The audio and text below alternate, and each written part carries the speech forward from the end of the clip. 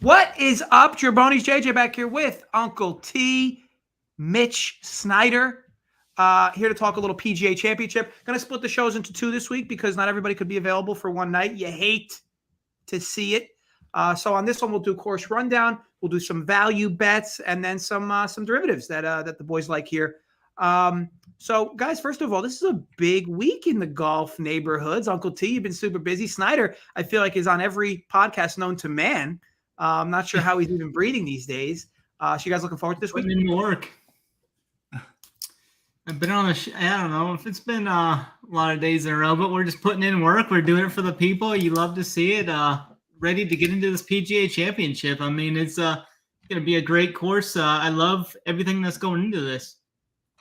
Love it. Love it. And so I guess speaking of that and how much you love, actually, no, before you do, Uncle T hasn't really spoken on the show yet. Uncle T, who maybe talk on how last week went, maybe talk on how you're parlaying that into this week. What's your thoughts here?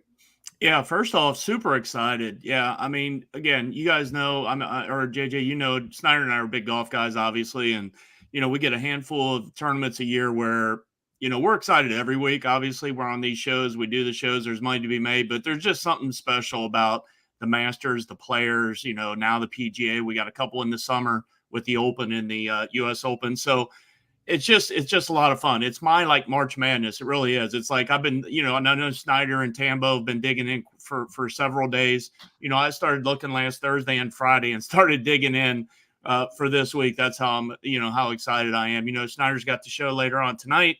I've got the premium show tomorrow.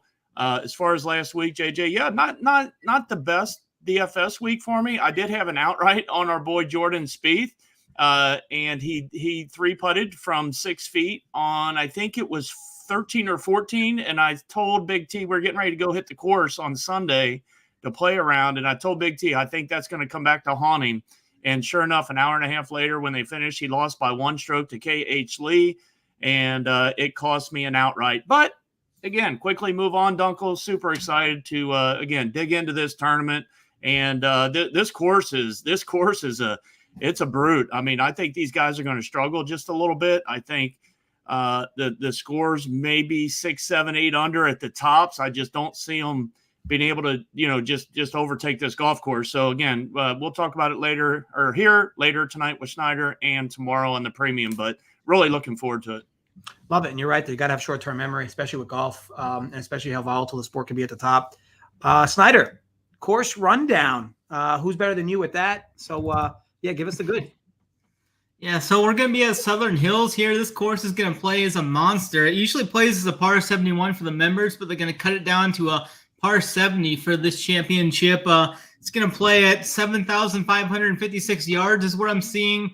It could play differently depending on where they move the tees, but it's going to play over 7,500 yards, it sounds like. Many dog legs here, though, is going to take away from, I mean, when everybody sees 7,500-yard par 70, everyone's going to associate bombers with that. But I think there's a lot of dog legs here. There's some creeks running along these fairways. That's going to not allow these guys to just grip it and rip it here. I realize the fairways are a little wider here and such, but you still need to hit your spots, especially to hit these small greens. The greens here are going to play right around 5,000 square feet. There's a few of them that are going to play like right around 4,200 square feet. There's a lot of runoffs to this too. It's going to compare similar to Augusta, how some of the runoffs and how fast they're going to roll. They're pure distinction bent grass. They're going to roll like 13 on the step meter. So super fast greens. There's 15 holes here with water in play. So, I mean, there's a lot of danger lurking out there. The Fairway Bunkers, this course was renovated in 2019 by Gil Hans, and they've moved some of these Fairway Bunkers ahead to account for the longer driving distance these days. So, I mean, there's going to be some danger off the tee with cricks and bunkers. And then you get around these greens. There's 11 greens surrounded by 4 or more bunkers here. So these bunkers are going to be deep. If you miss some of these, I mean, they're like the par 3 8th hole is a 250-yard hole. It looks gettable off the tee, but I mean, if you go after the certain pin here and you get in one of these bunkers, it's going to bring 5 into play real quick. So I mean, they got to be very thoughtful in how they attack this golf course. I think, like Uncle T said, it's going to play tough. I'm looking for like a score. I think it might even be like around 5 under, maybe even close to even with the way these winds are supposed to play. It's early in the week, but it looks like we might have a wind advantage here, but we need to kind of sit back, and we're going to, as I live here in the Midwest, I know how these winds can change with a drop of the hat. So as of right now, there could be a slight advantage for the Thursday AM guys, but we need to keep a close eye on that. But it looks like it's going to be windy throughout the weekend as well. If these forecasts hold up, I mean, it's going to be very windy late Thursday and early Friday, but we'll see how that approaches as we get closer to Wednesday and Thursday. But yeah, this place is going to play tough. Some of the key stats we'll be looking at: strokes gained approach, par fours 450 to 500, proximity 200 plus. I think there's going to be a lot of long irons hitting into these with the dog legs where you're forced to lay up, hit your spots. And the biggest thing that we need to look at here is it's going to be top 70 in ties this week. It's usually top 65 in ties, but this PGA Championship held on to that top 70 in ties, which is going to actually matter quite a bit when we're trying to get those guys to the cut line. Uncle T, I have a question for you. I mean, who does these rundowns better than Snyder? It's almost like he designed the course. Yeah, Snyder kicks ass on these breakdowns, does a great job. I do want to add one thing. He mentioned top 70 in ties. It was a great point to mention as well. We got a bunch of PGA Tour professionals, right? Snyder, maybe 20 of them or so, the PGA, what they call them, the Tour Pros or whatever. Yeah, guys, shout out to Ryan Vermeer. Those guys generally won't. Yeah. Yeah, those guys generally aren't going to make the cut. So you're looking at right away, that'll get you down to where over half of the field is going to make the cut. So that's something to factor in as well. Cool. Good stuff. So I guess there's going to be like John Daly out there and a few past champions. There's literally like 30 or 40 dead guys here. Like, you know how Brooks Koepka always says he comes into these PGA Championships and U.S. Open, he's like half the field's dead before they arrive. Well, I think there's literally 20, 30 guys that are dead, but I hope my guy Ryan Vermeer can make the cut. Shout out to him. He's from a local club here in town. He qualified for the PGA Championship, so hopefully he can make it through the weekend. Love it. So I guess we'll go through some outrights, but this is gonna be a little different, guys. Because we'll talk more on that in detail on tomorrow's show. It's not you'll be on that as well with Mangone, Ali, and myself. But here, let's talk on some guys you think have value at their current numbers. Granted, nobody has. We're not talking on who's going to win it. More or less talking, this tournament plays 100 times. At the current numbers you have, who do you see some value on? Uncle T, I'll start with you. Based on this, again, could be a high guy, could be a low guy, doesn't necessarily matter. But who do you think has some decent value on them at current numbers?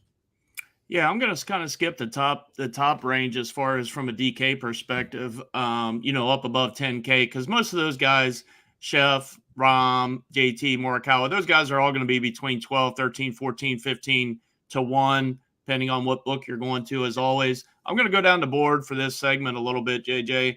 I think Matt Fitzpatrick at 40 to 1, I think sets up really well for this course.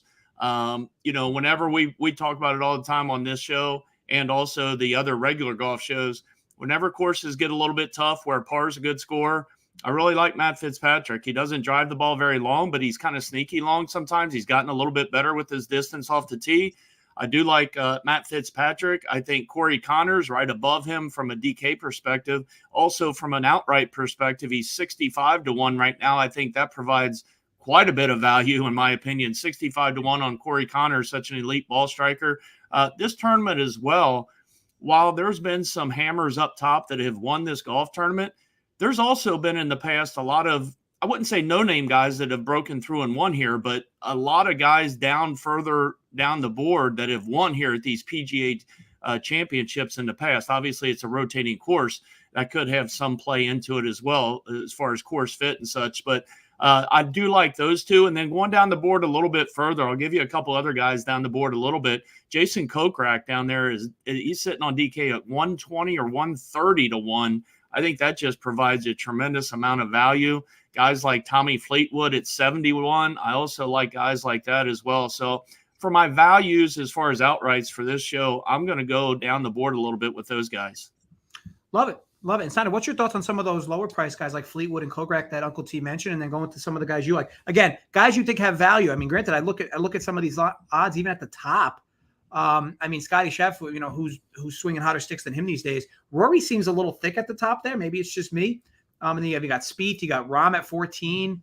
Lot of juicy guys. Your boy Morikawa 20, Snyder. So what are your thoughts a little bit on the top, and then talk on some value all around that you think?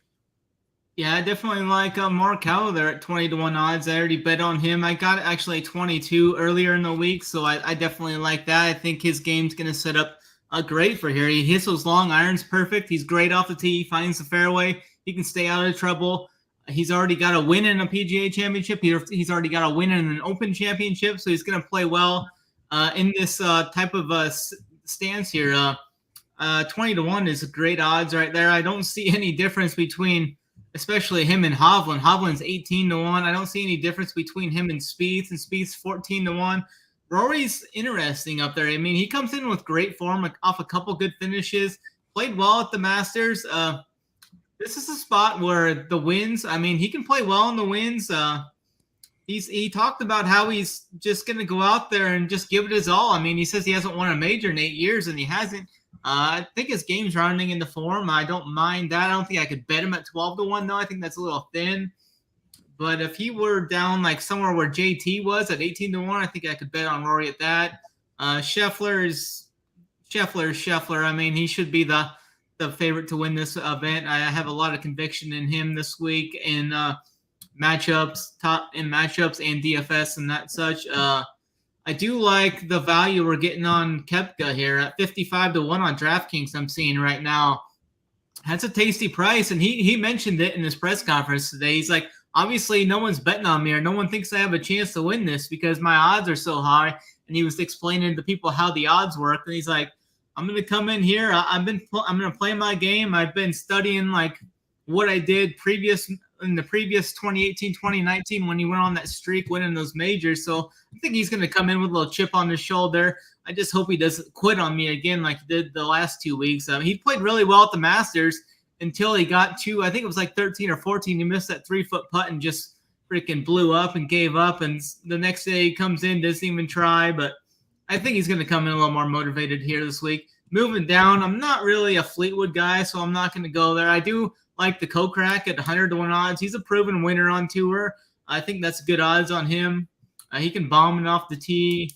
Maybe I don't really see any non-elite guy winning this, so I really am not going to really bet anyone past Brooks at 55-1. I think it's going to be an elite talent that wins this event, so I'm not even going to put the bets on guys down there. I could see, I don't know, like Snyder, because I'm seeing DK odds, so my odds probably clearly are different. I can't pull up FanDuel here, so I know FanDuel is a lot. You can get juicier odds. What are you showing for Fitzpatrick? And then I didn't mention Cantlay in my segment, but I really like Cantlay. I'm only seeing 22-1 on him, which I think is still a good price because I like him quite a bit in DFS. And I do think Cantlay is a great course fit. I didn't mention him earlier. Yeah, I'm seeing 22-1 on Cantlay there. I'm not really a Cantlay guy. I probably won't be on him much this week. I'd rather play other guys around him more. I'm seeing Fitzpatrick at 50-1 on DraftKings at the moment. So that's a really good price. I do like Fitzpatrick right there. He's a grinder. He plays these tough courses well. He plays in these windy conditions really well. He's used to playing in what could be the setup for this course. So I really like the Fitzpatrick call there as well. Awesome. There was a lot of good data there from our friend Mitch. So I guess that's, like I said, a final thing for this show. We'll talk on some side derivative bets. Now I've seen some interesting ones, and before you guys say a bet you like, and again, feel free to include a T20, a T40, a matchup you like, any type of prop you like. I did notice something that I thought was interesting. I wanted your guys' take on it. It was on DraftKings. I forgot what they called it. I think they called it like Stars versus Scrubs or something like that, where it was you could take the 4 biggest favorites or the field. The field was -400. I mean, I know -400 is a lot of vig, but man, like you get every other golfer in this tournament. I can answer that real quick for me, and it may backfire. I'll take the field every day of the week. You're going to give me everybody, but yeah. I mean, so yeah, the idea that at -400, so like one of these 4 wins this tournament, 1 out of every 3 times or 4 times. I mean, I don't know about that, You would think there's some value there. But anyway, so Snyder, we'll stick with you. What's a side bet on this tournament? We'll call it a prop that you like, that you think has some value. I'm going to go for a top 40 since we never really mentioned those here. I really like Robert Mcintyre at plus 130, the top 40. He's made all 8 of his major cuts, so he's coming in great form too. He's been playing good overseas and on the States here. 23rd at the Masters, 35th at the Valero, 15th at the Genesis, 15th at the WGC St. Jude. Finished 8th at the Open and 35th at the U.S. Open. So I really like Bobby Mcintyre. His around the green game has been elite too leading up to this event. So I really like Mcintyre at top 40 plus 130. I think that's really good odds. Very cool. Yeah, and quite different there. Uncle T, what about you? A derivative bet you like for this one? Yeah, I got a couple really tasty top 20s this week, JJ. I really like Keegan Bradley. Keegan is a guy I'm going to be heavily targeting in DFS this week as well. I mean, he's priced down there at 7,500 DK. I'm showing him again the odds I've got him are 70 to 1 to win the golf tournament. But he's been in, you could argue, some of the best form in his life. He's a previous major winner, but he could easily contend here, I believe. And if he can put 4 rounds together, which we'll say on these next couple of shows tonight and tomorrow for a lot of these guys, but he's been 11th or better in 5 of his last events, and at plus 240 on a course where it should set up pretty good for him. I think I've already got a top 20 on it. I may go back and bet more on it tonight, but plus 240, Keegan Bradley. And also, I mentioned him earlier, Jason Kokrak plus 275 to top 20. So I'm really going to target the top 20s this week, JJ, because I believe that, again, I just think these prices are too long, and I think they should be shorter, and I think we're getting a good number. Love it. Love it. So, guys, any final notes on this course? Anything, feel free to maybe poke in a DFS tidbit or not. But Uncle T, we'll stick with you. Any final notes on this course? I know you're looking forward to it. So anything you want anybody take away with? Yeah, definitely looking forward to it. I think these majors, it's always interesting, right, guys, though, because the Thursday of a major, doesn't matter what it is, whether it's a U.S. Open, obviously this course is going to play tough. The Open Championship, sometimes you never know. The Masters, they can get out 6, 7, 8 under. So we don't know how it's going to play. We think it's going to play hard, right? We think it's going to be firm, fast. We think it's going to play tough. But it's always interesting to see. These last couple majors, Rory McIlroy has come out and flopped in the first round. And he's tried to battle back, sometimes making the cut, right? And then he goes off on the weekend. I'm using him as an example, but it'll be interesting to see who jumps out early and plays well on Thursday and kind of parlays that into the weekend to where they continue to play well. And sometimes they always say you can't, lose the golf or you can't win the golf tournament on Thursday, but you can definitely lose it. And I do believe that's true in some of these hard, tough courses in these majors. So I'm really looking forward to the Bombers too. I think, like Snyder mentioned earlier, I do believe while we can get some longer numbers on these guys like Bradley and Kokrak to win the golf tournament, in reality, I do think, and I agree with him, that the winner will come from, say, the top 10 or 15 guys on the board this week. But no, looking forward to it quite a bit. And again, those guys will have the show later tonight. We'll have the premium show tomorrow that, that one could go a couple hours. Dunkel, you're more than welcome to hop on the Brady Bunch panel tomorrow. It'll be a lot of fun. We'll have some drinks out, and no, it'll be a good time. Love it. Love it. And Snyder, on your end, any final notes for the course? Yeah, I think I could just hit on a little bit of DFS real quick. I think as far as ownership goes, I mean, in majors, we got the soft pricing. We're going to see ownership pretty much spread out across over the top. I mean, there might be a few guys like I could see Jordan Spieth, Matthew Fitzpatrick, Patrick Cantlay approaching 20, 25% maybe. But other than that, I think it's going to be pretty easy to get overweight on the guys you want. Scheffler, Rahm, JT, Morikawa, those guys up top. I think they're going to come in probably right around like 15% or so. I think it's going to be spread out pretty much. So it's going to be real easy to get overweight on your guys. You just don't want to do what some of the guys do and play like 15% of everybody. Take some stands, have some conviction on your guys up top, get overweight on them, and then fill it in with the guys down the board. Love it. Love it, guys. Thanks for providing some quality info. As always, the show didn't go off the rails. So what does that mean? Ali and Mangone are the problem. But either way, yes, stay tuned for those two tomorrow. Snyder will be joining us as well. We'll go through the normal show format like we do, but always glad to get Uncle T's opinions and Snyder as well, especially in this little unique little show that we did this week for the PGA ship. But as always, folks, thank you for watching. Gamble responsibly, stay safe, and as always, run